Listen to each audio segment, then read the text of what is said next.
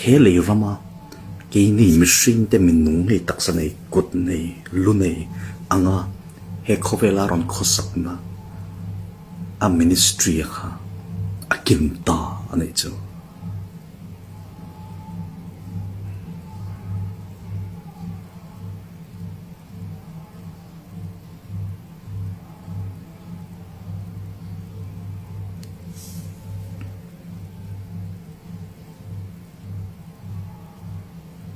cho cho với ni chín tuần mà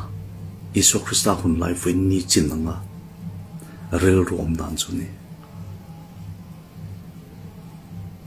em nói chuyện như nắc tuk tuk le ron thleng le tura avaro pui le don em mo chumi chu kan khir vek to ni mo em nói chuyện với ni Isu Christa han tor pui na tu le han tor na tur kong zong a hian khá ama khen được tu te mul không mule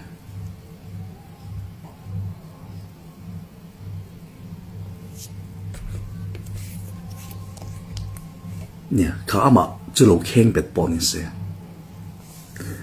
anh tí thấy cái này rồi lâu mà cái này bọn anh tí thấy cái này là con suy ngã con suyết nó lại con anh nói cho con suy về mày à mẹ rồi chứ à kinh ta tí na à mà thị là con trong bụi về mày chứ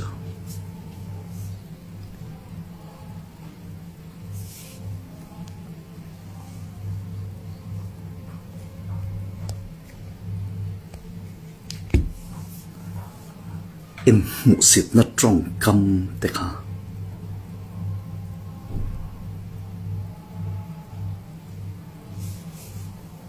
another one bite the dust ang no ni mo kami hun lai kha na ken be don hun lai kha ama Isu Christa ha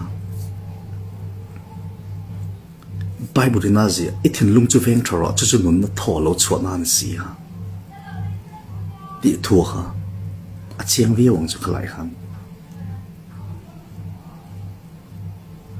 mong mi pui te a han in mu thiam